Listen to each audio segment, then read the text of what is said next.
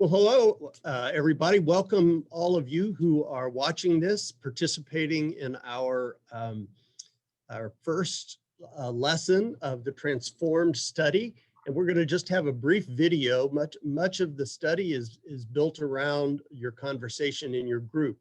But we want to just sort of get it started today. And today we're talking about what does it mean to have your identity in Christ as someplace else. The whole point of this study is to talk about how an inner transformation leads to a transformation of the way we live, and how that, we hope then, that transformation of the way we live makes an impact on the world around us, how we are salt and light for the world around us.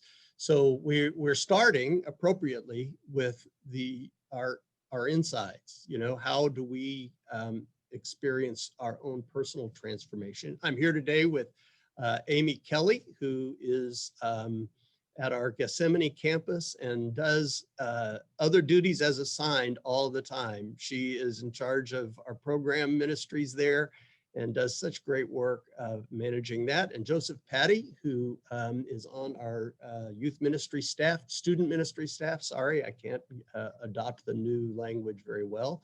And Only been 12 years. Is one of our great theologians on staff as well. So we're glad to have both of you here. Thanks for being here. So I want to talk about just this idea of identity to get us started. When you think of if you ask the question, who am I, and you had to answer that question, what are the things that you might have claimed as your identity that the world has sort of tempted you to claim those? I don't know if that's a very clear question. I hope you can take a shot at it. Why don't I start with you, Joseph? Sure. Yeah. I mean, for me, it just kind of depends on the season of life. I took a lot of extra years of school for Grimley, but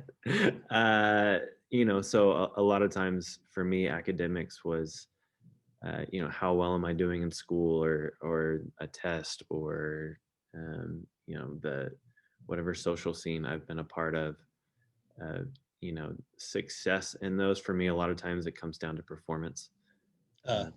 Is a big struggle for me, and so. And that translates into my current job too, right? Like, and particularly working in ministry, it's how I do my job for God somehow is tempting to think that that's how He sees me, right? Yeah.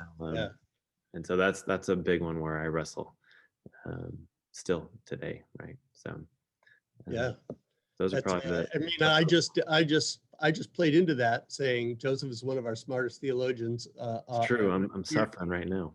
Well, I mean, seriously, right? We begin to believe the things people say about us, whether they're true or not. It sort of helps to form the world around you, sort of, and how people talk about you forms your identity, and then you sort of live with that thinking. What about you, Amy?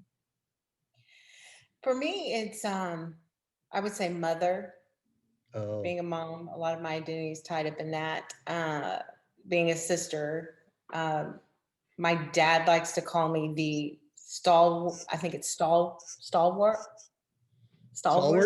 Yeah, that's it, of the family, which is a high expectation. And so, and then it's funny, Tom, you just said you played into it with the theologian comment, but you said that I answer to all, what was it you said? Oh yeah, you do other duties as assigned. Yeah, you're the one that's dependable. I sort of played into that. So being in ministry for like over 30 years, I've learned lots of different tasks and skills, and honed some of my gifts, but I would say that I fall into the trap of identity, putting my worth in identity by how well can I do all these things? Do I even need to do all these things? I need to stand back and let my ego stand back and answer to God, not what I think I'm supposed to be doing as the person who likes to be involved in all these things, if that makes sense. Right. So, yeah. What are some of the other ones that we think other people might be experiencing in terms of where the world forms their identity. Mm. I think Like how they look, you know, oh, she's beautiful, she's beautiful, she's beautiful, or he's good looking, he's good looking. Yeah, how they look. I would say political, given our Oh, yeah. political temperature the last several years. I would say, you know, which side you're on. Yeah, I think Right. a lot of them for ones that I see, it comes down to just how am I perceived by other people, Mhm. and you know, performance and the being the one willing to do whatever's needed falls into that. But also for seasons of my life, and for a lot of people, it's, you know, am I the funny one, or am I the one who can carry everybody else's burdens, or am I the one who doesn't have any problems? And I, Yeah, right, right. yeah, right. Yeah, there's that, I'm the helper, I'm not the helpee. I can't be the helpee. I've got to be the helper, not the helpee. Yeah, absolutely. That's true.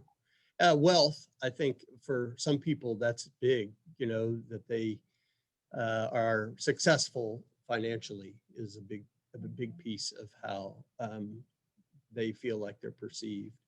But you know, I heard somebody say one time that really struck me because it kind of cut down to my core. They said, I want to be a good person, but more importantly, I want people to think I'm a good person, which Mm. I thought, wow, that's that's like a lot of us, you know. It's like we don't want to just be a good person. We want people to know that we're a good person. And you know, in our identity in Christ is not, well, you're a good person because you performed well. Your identity in Christ is you're a creature of God, and because of that, you're loved, which is a different place to be. You're a redeemed creature in Christ. Yeah. Well, Yes. you and your family have one of the most significant Sabbath practices. This idea of Sabbath. So how let's talk about this first. How does Sabbath tie into this whole notion of identity? Sabbath, the first thing that God did when he took them out of slavery and out of Egypt was, hey, let me come teach you a different rhythm of life and learn that you are first provided for and that you are first loved and delighted in, and then we'll take care of the rest. Mm, mm, Um, and and like as I got more into that, man, it's just everywhere. But uh, in that season, also realizing that we're created on day 6, and Sabbath is day 7. And as before God said, do anything, just come and be with me. And that invitation to come sit at the table with God has so transformed how I see myself, understand myself, and understand my purpose. Right. So I don't know if mm. that answers your That's question. good. That's helpful. Really, that's, you know, I just keep reminding myself that the whole point of Sabbath is not to sort of punish us, you know, make us sit in the corner for a day, but rather is to remind us that God gets by without us. You know, that in a sense, the world's going to, the sun's coming up Sunday morning. I read Sabbath morning. Sunday morning is a work day for me, you know, like you all. But on a time of Sabbath is to say, gosh, if I don't jump through the hoops that I've built for myself and the world has for me, it's okay. That it's a good thing for me not to do that, and that God is okay without, you know, God is not saying, man, if Pace would just get going, we get the world back right. You know, that isn't the way that isn't the way it's working. So I think that's helpful. Well, it's a hard thing. I think one of the things I think is so is sort of these forced Sabbaths that come on us. So people have such struggles with identity when they get laid off, when they retire, when their kids move away, and those pieces that were such a part of their identity now are snatched away. And honestly, you know, I think to myself, we all resist growing older to that point where we're no longer able to contribute because of our physical bodies just give out. And yet at the same moment that we're just as loved, we're just as valuable, we're just as all of those things that we would be otherwise. And ultimately, all of those other things are going to go away. Ultimately, all of those other things are going to go away, those other identities. But this is the one that that will carry us into eternity, is that identity of the child of Christ, child of God, brother of Christ, sister of Christ.